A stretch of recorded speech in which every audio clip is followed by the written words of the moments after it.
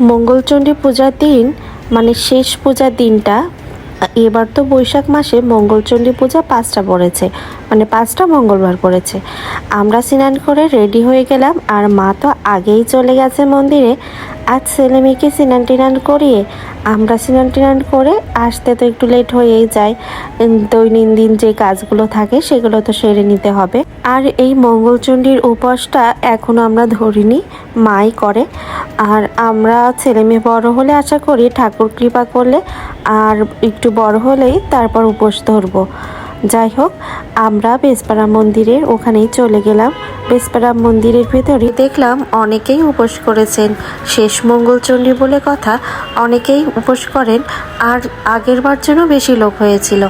আর মা মানে আমাদের শাশুড়ি মা মেয়ে হওয়ার পরেই প্রতিবার এই শেষ মঙ্গলচণ্ডীর সময় মানে উপোস যারা করে, যারা মন্দিরে আসে তাদের জন্য প্যাকেটে লুচি, ডাল, মিষ্টি, সবজি এটা প্যাকেট করে দেয়। আর মা বলে নাতি নাতনিদের মঙ্গল কামনায় এইটুকু সামান্য সে করে। দেখে বেশ ভালোই লাগে। মেয়েটা যখন ছোট ছিল তখন মেয়ে নিজ হাতে এইগুলো দিত, খুবই আনন্দ পেত মেয়েটা। আর সোনা ছেলেটার বলতে গেলে এটা প্রথমবার বুঝছে হালকা পাতলা, বেশ ভালো লাগবে। আর এই যে আমাদের সাথী কাকি, আমাদের মেয়ের সাথী দিদি, খুব কারণ জানি না কাকি কী জন্য যেন আমাদের দুই বোনকে খুব ভালোবাসে, খুব পছন্দ করে, তার কথা শুনে বুঝতে পারি। আর কাকি বেশ প্রশংসা করে আমাদেরকে নিয়ে, শুনতে তো বেশ ভালোই লাগে কারো প্রশংসা যদি কেউ করে। আর এদিকে মা বসে আছে, আর মেয়েটা তো দৌড়াতে উস্তাদ, সেই দৌড়ানো শুরু করেছে। আর মানে এত গরম পড়েছে, ছেলে মেয়ে একটু দৌড়ানো মানে খেলাধুলা করলেই ঘেমে যায়। আর বিধু এখানে ওর সাথে একটু ছবি তুলতে যাচ্ছিল, সে তো শান্তভাবে আমাদের মেয়ে ছবি তোলে না। আমিও একটু ভিডিও করে নিয়েছিলাম, তারপরে তিলক দিয়ে দিচ্ছিল। আর এই যে আমাদের মাসি, কানুরমা মাসি বলি আমরা, এই মাসি আবার সবাইকে তিলক দিয়ে দিচ্ছিল। আর আমরাও দেবো, ছেলেটা তখন দিচ্ছিল না, আমি আবার নিয়ে মাসির কাছ থেকে সবাইকে দিয়ে দিয়েছিলাম। কপালেই দেখতে পাচ্ছেন সবাই তিলক পরেছি, দেখতে কিন্তু বেশ ভালো লাগছিল। আর আমার বড় অফিস থেকে তখন চলে এসেছিল, আর আসছিল যখন মন্দিরে আমরা সবাই যেহেতু আছি, ও থেকে গেল। আর মন্দিরে যে এই ছেলেটার সাথে দেখা হলো আমাদের ছেলে মেয়ের, তাই তো ওর সাথে খেলায় মেতে গেল। আমাদের ছেলে মেয়ে আবার এমন পরিচিত লোক লাগে না, অপরিচিত কেউ হলেও আমার সোনা ছেলে মেয়ে দুটো খুব সহজেই মিশে যায়। এটা বলতে পারেন একটা ভালো গুণ। বাইরের লোকের সাথেও খুব সহজে তারা খাপ খাইয়ে নিতে পারে, কোনো সমস্যা হয় না। আমি তো সেই ফাঁকে টুকটাক করে ভিডিও করে নিচ্ছিলাম।